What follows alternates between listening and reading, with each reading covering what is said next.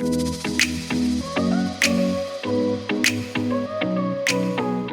everyone, welcome back to the Affirmation Addict Podcast. My name is Pyle, and today I'm going to dive into morning rituals versus evening rituals. I think something I get asked probably the most is what's the best time of day to manifest? And before we even talk about times of days, I want to reiterate that manifestation is something that is naturally always occurring. Manifestation isn't an action item, it's just a natural process. So like gravity is natural, right? Like we're not trying to abide to the law of gravity. Similarly, we're not trying to manifest in the sense that we think it is. So if that helps you, before I dive into all of this, I hope you can see that difference where it's like manifestation is always happening. Whether you're trying to, whether you're not putting attention towards it, it is going to unfold. You are a natural manifester. That's just your skill. That is what we are blessed with as humans.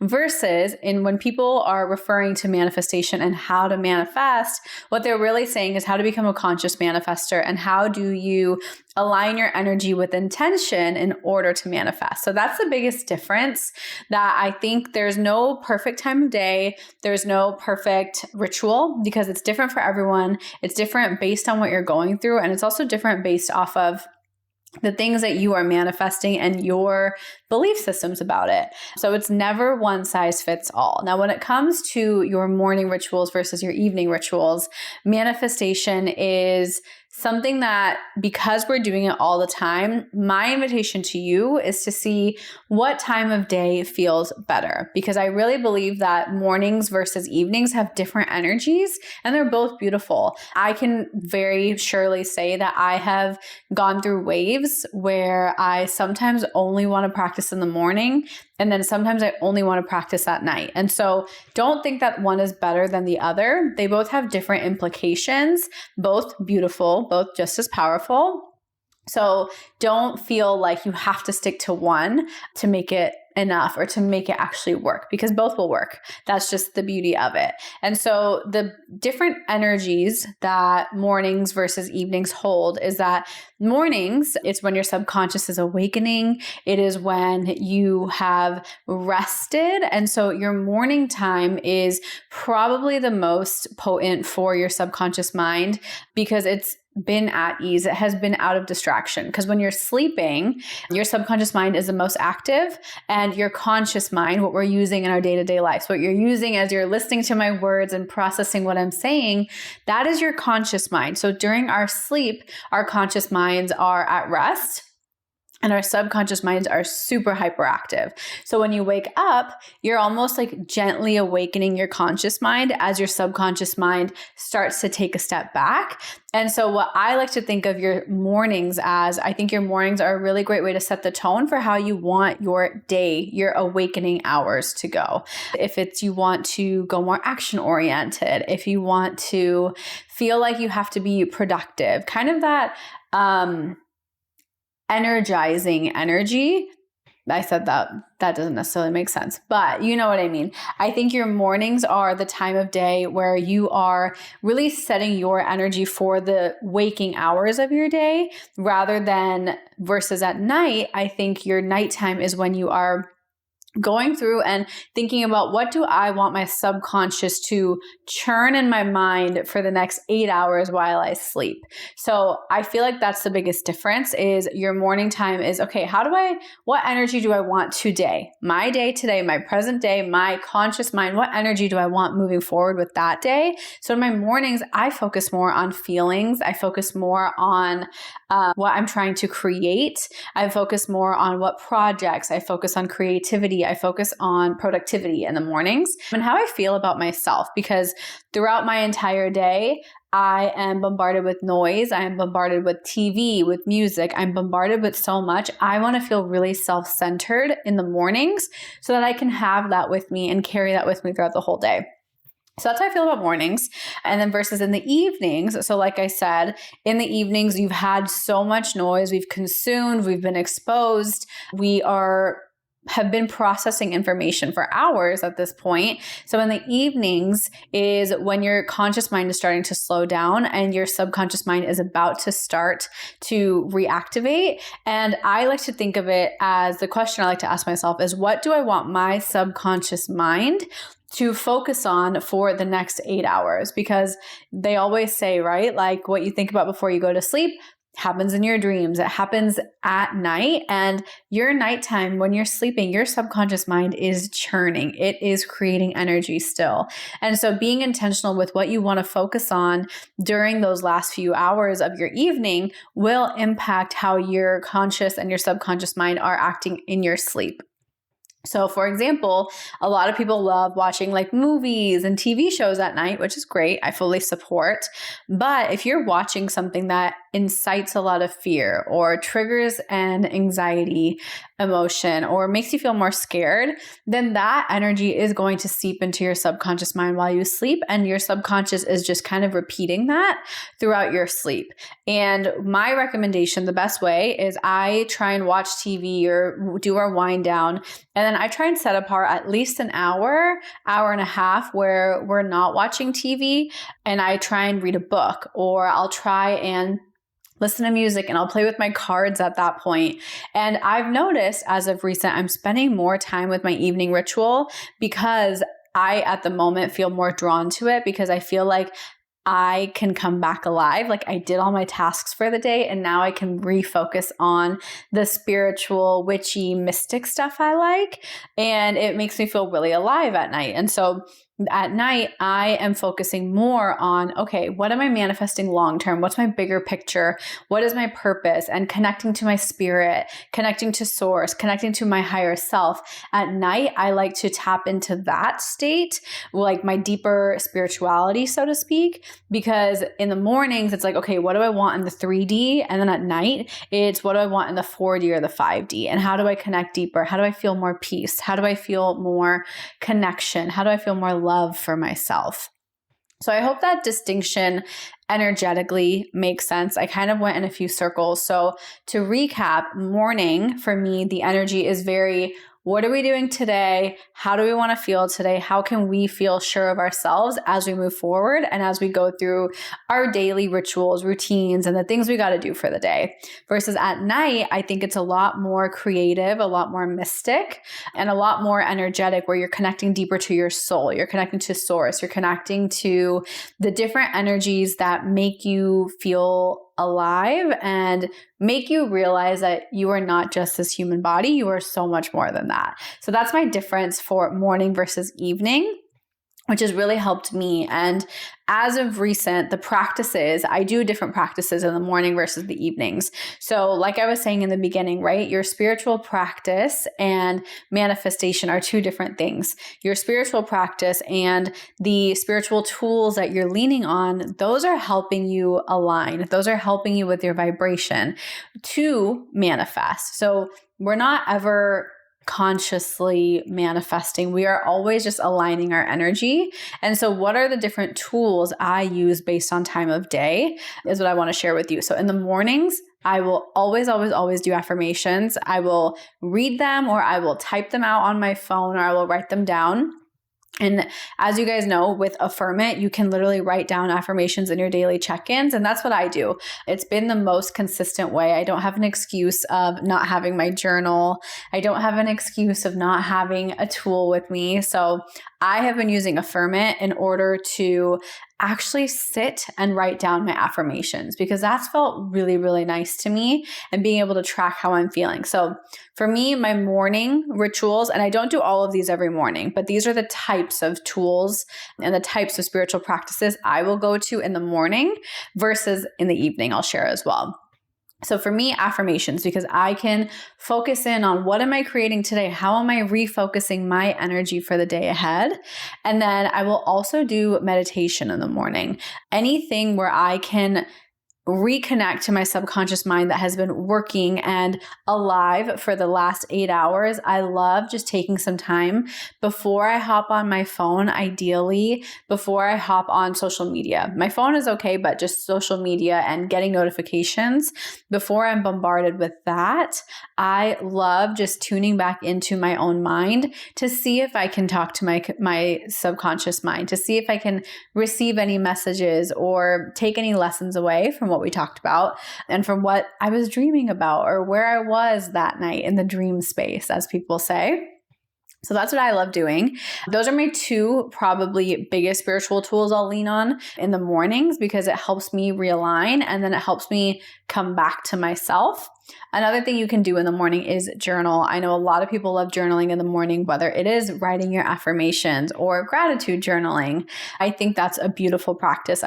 For me, writing something down is probably my favorite way to practice affirmations. Secondly is reading and listening. And then third is saying out loud. And so any form of connecting and declaring, I think, is very powerful. Those I would say are my top two. And then my third one is if I can't meditate on my own, I will listen to a guided meditation or a guided visualization, just something to take me back to where I was at night and then bring it back into my day today, just to constantly see that improvement and that progression.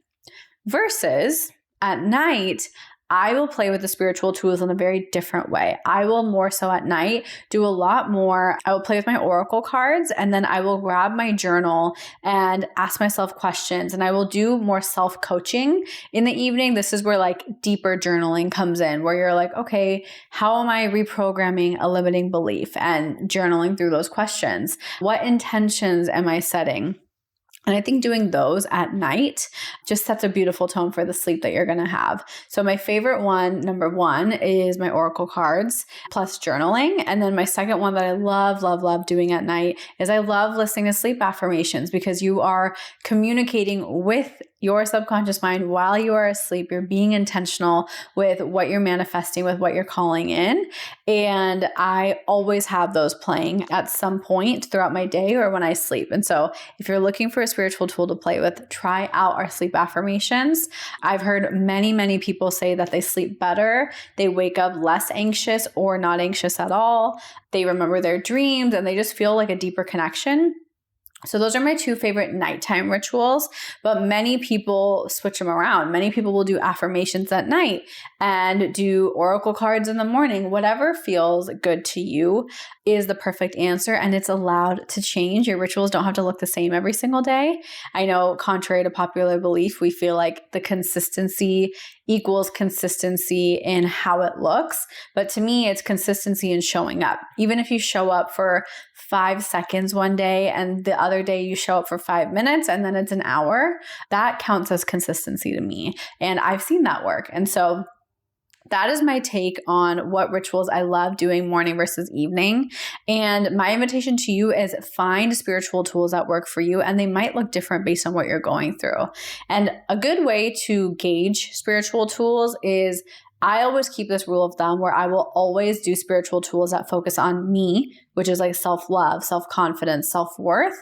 And then I will focus on one other external factor. Maybe it is manifesting a dream job or a soulmate or a home or money. Like I always do one internal and one external. I think that's a very good rule of thumb because it's so easy to put all of your eggs in one basket or all of your desires on one. And if you don't see the results or you don't see growth and shifts in the way that you expect, even though things are shifting, but it's not in the way you thought they were shifting, that can be very discouraging. So help yourself, give yourself some grace and be strategic in how you approach it and give yourself grace to not only grow internally, but also externally. So I hope that's helpful. And lastly, I want to touch on this whole thing on consistency. If you struggle with being consistent in your affirmations, if you struggle with being consistent in any sort of manifestation practices and spiritual practices or tools, my invitation to you is infuse it into something you're doing every single day, something you're already doing, like brushing your teeth, drinking water, maybe your skincare, or washing your hair or taking a shower. infuse it into that, because those are things you're already doing. You're not going to stop all of a sudden. So pair it with it. Pair it with what you're practicing. Pair it with your skincare. So I love, for me personally, pairing my spiritual practice and my affirmations with my skincare has been the biggest game changer, not only for my skin, but also for my entire life. If I can't do anything else when I'm washing my face, I am saying affirmations. I am repeating affirmations to my head, and I'm infusing every step of my skincare with my affirmations.